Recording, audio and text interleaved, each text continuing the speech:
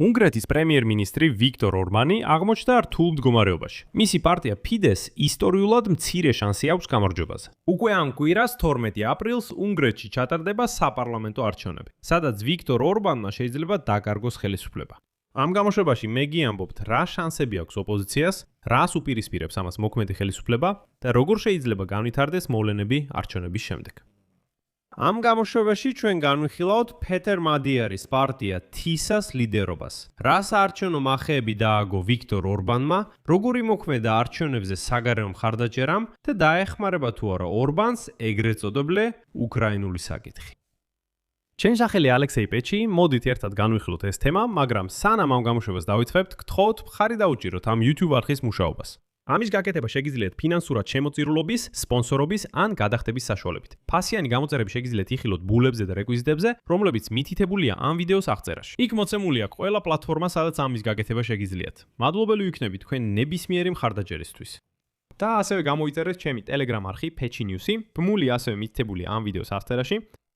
ასე რომ მრავალი წლის შემდეგ პირველად ოპოზიციას რეალური შანსი აქვს გაიმარჯვოს უნგრეთში და ხელისუფლებიდან გადააყენოს პრემიერ-მინისტრი ვიქტორ ორბანი და მისი პარტია ფიდესი. ოპოზიციური პარტია TISA-ს რეიტინგები, რომელსაც პეტერ მადიარი ხელმძღვანელობს, უკვე 1 წელზე მეტია, მართველი პოლიტიკური ძალის მაჩვენებლებზე მაღალია. ასევე პარლამენტში შეიძლება მოხდეს მემარჯვენე რადიკალური პარტია, ჩვენი სამშობლო. პეტერ მადიარი ევროპულ კავშირთან და უკრაინასთან უფრო კონსტრუქციული პოლიტიკის მხარდამჭერია. მისი მრჩეველები აცხადებენ, რომ გამარჯვების შემთხვევაში ისინი არ გამოიყენებენ ვეტოს უფლებას ევროკავშირის გადაწყვეტილებებზე ბოროტად, რაც განსაკუთრებით მნიშვნელოვანია კიევისთვის. თუმცა ყველა გადაწყვეტილებაში TISA-ის წარმომადგენლები გეგმავენ მტკიცედ დაიცვან უნგრეთის ინტერესები. პრაქტიკაში ეს შეიძლება ნიშნავდეს რთულ, მაგრამ მაინც ადეკვატურ დიალოგს უკრაინასთან. ამავე დროს რეიტინგებში უპირატესობა სულაც არ აძლევს ოპოზიციას გამარჯვების გარანტიას არჩევნებზე, რადგან უნგრეთში შერეული საარჩევნო სისტემა მოქმედებს, სადაც დეპუტატების მცირე ნაწილი პარტიული სიებით ირჩევა. ეს არის პარლამენტში 93 ადგილი, ხოლო დანარჩენი 106 მანდატი ნაწილდება მაჟორიტარულ ოლქებში. მთლიანობაში დიდი ქალაქების ოლქებში დომინირებს ოპოზიცია. ხელისუფლებას კი უპირატესობა აქვს პატარა ქალაქებსა და სოფლებში. გარდა ამისა, ბოლო წლებში ვიქტორ ორბანმა ოლქები ისე გადააწყო, რომ სოფლის ოლქები უფრო მეტი ყოფილიყო. ეს არის საინტერესო ნაბიჯი. იგი ხვდება, რომ დიდი ქალაქები მას არ აძლევენ ხმას. ამიტომ იქ გეოგრაფიულად ისე გადააწყვეს, რომ სოფლებს მეტი წარმომადგენელი ყავდეთ პარლამენტში. ასე რომ მას შეუძლია მეტი მანდატი მიიღოს, მიუხედავად იმისა, რომ ნაკლები ამორჩეველი მისცემს ხმას. მოკლედ იქ მაჟორიტარულ სისტემასთან დაკავშირებული ჭკვიანური სქემა. ამიტომ ყოველთვის ვამბობდი, რომ მაჟორიტარული სისტემა ნამდვილად ბოროტება.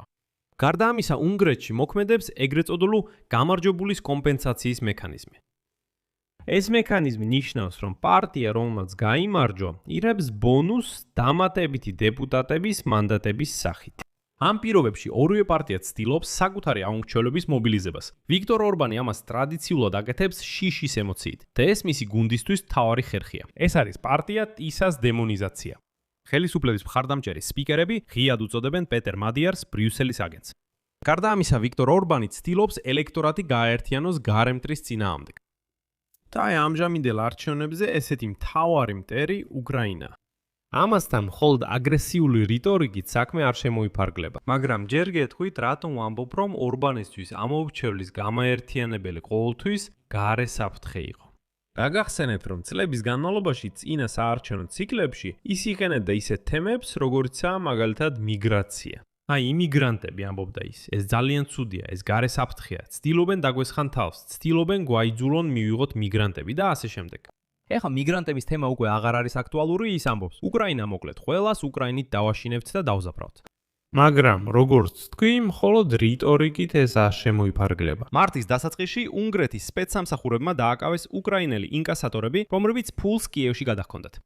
ორბანი ასევე ბლოკავს უკრაინისთვის ევროკავშირის 90 მილიარდი ევროს კრედიტის გამოყოფას. თითქოს და იმის გამო, რომ არ სურს ნავთობსადენი დრუჟბას აღდგენა, რომელიც სხვათა შორის რუსებმა დაბომბეს.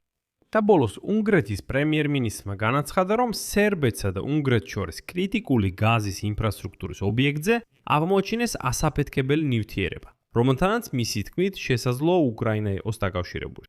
მიუხედავად იმისა, რომ სერბეთმა უკვე უარყო ასეთი ვარაუდი, უკრაინას იქ საერთოდ არანაირი კავშირი არ აქვს. მაგრამ ორბანი ამბობს, ხომ შეიძლება იყოს.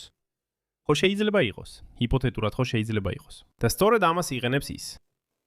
პარალელურად ვიქტორ ორბანი ცდილობს უცხოეთიდან მხარდაჭერის მოზიდვას. კერძოდ მას ეხმარება რუსი პოლიტტექნოლოგების გუნდი. ეს უკვე აღარ არის საიდუმლო. გარდა ამისა, ორბანის მხარდასაჭერად ღიად აგიტირებს აშშ-ის ხელმძღვანელობა. რამდენიმე დღის წინ ამისთვის ბუდაპეშტშიც კი ჩამოვიდა აშშ-ის ვიცე-პრეზიდენტი ჯეიდი ვენსი. ასე ორბანი არჩევნებს მხოლოდ უნგრულ საკითხად არ აქცევს, არამედ რეგიონულ ან კიდევ უფრო ფართო მნიშვნელობის მოვლენად. თავად პეტერ მადიარი ძალიან ხშირად წინასწარ მოქმედებს. ამ მხრივ ყველაზე გამორჩეული ისტორია სწორედ თებერვალში მოხდა. მაშინ უნგრელმა ჟურნალისტებმა მასობრივად დაიწვეს საძინებლის ფოტოების მიღება წარწერით მალე. მალე პეტერ მადიარმა განცხადება გააკეთა და თქვა, რომ ორბანის ხელისუფლება მის წინააღმდეგ კამპანიას ამზადებს ინტიმური ვიდეოების გამოყენებით, რომლებიც როგორც ამბობენ, ფარული კამერით იყო გადაღებული. საბოლოოდ ვიდეო არ გამოაქვეყნეს, იმიტომ რომ აშკარაა რაღა უნდა გამოაქვეყნო. ყველაფერი გასაგებია, ეს ნამდვილად არ იმუშავებს ელექტორატზე. და მიუხედავად ორბანის ყველანცდელობისა, ტისა პარტიას და პეტერ მადიარს მაღალი შანსები აქვთ გამარჯვებისთვის. თუმცა მნიშვნელოვანია, როგორი შეიძლება იყოს ეს გამარჯვება. ორბანი უკვე 16 წელია უწყვეტად ხელისუფლებაშია.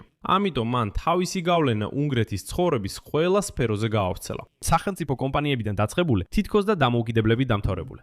და რომ ეს გავლენა სწრაფად მოიშორონ, ტისას პარტიამ უნდა მიიღოს ეგრეთ წოდებული სუპერმრავლეობა, პარლამენტის 2/3-ით.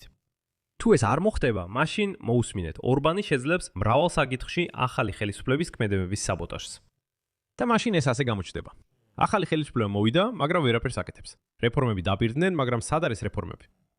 ეს კლასიკა. ანუ ორბანი უბრალოდ დაბლოკავს გადაწყვეტილებებს და კიდევ გამოვა რომ თქვას, აი ნახეთ, აი თქვენი ახალი ხელისუფლება და რა, არაფერი იცვლება.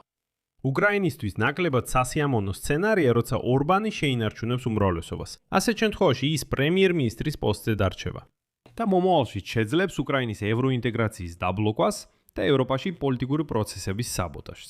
უკრაინისთვის ყველაზე ცუდი ვარიანტია, თუ არც ფიდეს და არც თისას არ ექნებათ უმრავლესობა. და ამასთან ერთად პარლამენტში შევა სწორედ ის ულტრამემარჯვენე პარტია ჩვენი სამშობლო. ეს ნიშნავს, რომ ვიქტორ ორბანი იძულებული იქნება შექმნას კოალიცია ამ რადიკალებთან. ხოლო ისინი თავის მხრივ მიიღებენ შესაძლებლობას განახორციელონ კიდევ უფრო მკაცრი პოლიტიკა, როგორც უკრაინის, ასევე ევროკავშირის მიმართ. დიახ, თუ გაგიკვირდათ, ვიქტორ ორბანი ჯერ კიდევ არ არის ყველაზე დიდი ბოროტება უნგრეთში. მაგრამ თუნდაც მოქმედმა ხელისუფლებამ წააგოს, პრემიერ-მინისტრი ნაკლებად სავარაუდოა ასე სწრაფად დანებდეს. ორბანი საზოგადოებაში პოლარიზაციას ეყრდნობა და იმაზე, რომ თუნდაც მადიარი გაიმარჯოს, ვიქტორ ორბანი ყოველთვის შეძლებს დაბრუნდეს საკითხზე, იცით რაზე? ვადამდელ არჩევნებზე, მარტივად, 1 წელიწადში. როგორც კი მადიარს სწრაფად რეფორმების განხორციელება არ გამოუვა, ორბანი მაშინვე იტყვის: აი ხო ხედავთ, ზუსტად ესაა, რაზეც ცოტა ადრე ვთქვი.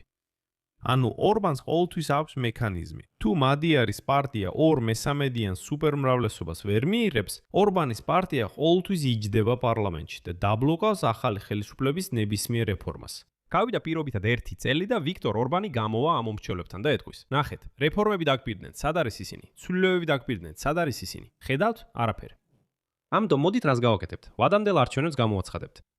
ეს ნიშნავს, რომ უკრაინისთვის ასეთ სიტუაციაში ძალიან მნიშვნელოვანია ყოველთვის გააზრებულად დააწყოს დიალოგი უნგრეთთან, რათა არჩევნების შემდეგაც კი არ გახდეს შიდა პოლიტიკური დაპირისპირების მძევალი. მე ყოველთვის ვამბობ, რომ მას შემდეგ, რაც ორბანმა დაიწყო ზღვარის გადალახვა, ბუდაპეშტთან ნებისმიერი დიალოგი უნდა აღდგეს. აუცილებლად ბრიუსელის მეშვეობით. მხოლოდ არ შეიძლება მათთან პირდაპირ დიალოგის წარმოება. ორბანმა აჩვენა, რომ ის მზად არის აბსოლუტურად ყველაფრით მანიპულირებისთვის. ამიტომ ნახოთ, რა მოხდება კვირას და რა თქმა უნდა ამ YouTube არხზე გავაშუქებ ამ მოლელებს. აქ მრავალ წერტილს დავშვა. თქვენი აზრი, თქვენი დასკვნები დაწერეთ კომენტარებში ამ გამოშვების ქვეშ.